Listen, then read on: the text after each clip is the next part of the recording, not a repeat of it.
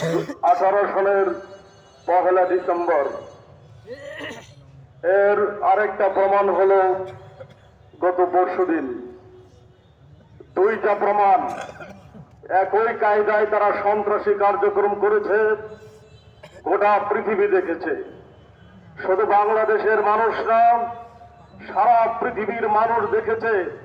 ওরা তাবলিগি না, ওরা সন্ত্রাসী, ওরা ইসকনের সহযোগী, ওরা দিল্লির প্রোডাক্ট।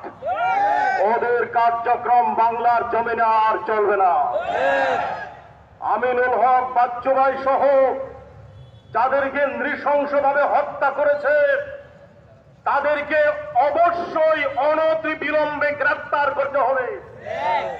সরকারের কাছে এবং প্রশাসনের কাছে আমাদের দাবি একটাই, ওদেরকে আপনারা অনতিবিলম্বে গ্রেফতার করুন। আর আপনাদেরকে মনিটরিং করবে বাংলাদেশের তৌহিদি জনতা। আমরা আইন হাতে তুলে নেব না। আমরা জানি ওদের সংখ্যা কয়জন, আমরা জানি।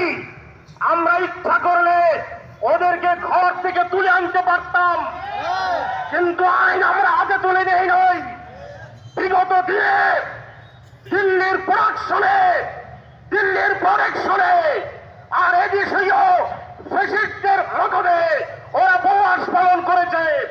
ওই সময়েও আমাদের ক্ষমতা ছিল, ঘর থেকে ধরে আনতে পারতাম, কিন্তু সর্বোচ্চ সংযমের পরিচয় দিয়েছি। আগামী দিনেও সংযমের পরিচয় দেব, কিন্তু আমাদের সংযমকে দুর্বলতা মনে করে যদি তাদেরকে কোনো সহযোগিতা করা হয় তাহলে বাংলাদেশের আন্দোলন তো পরের কথা, কিশোরগঞ্জ জেলা অচল হয়ে যাবে ইনশাল্লাহ। আর আমাদের দাবি হলো এই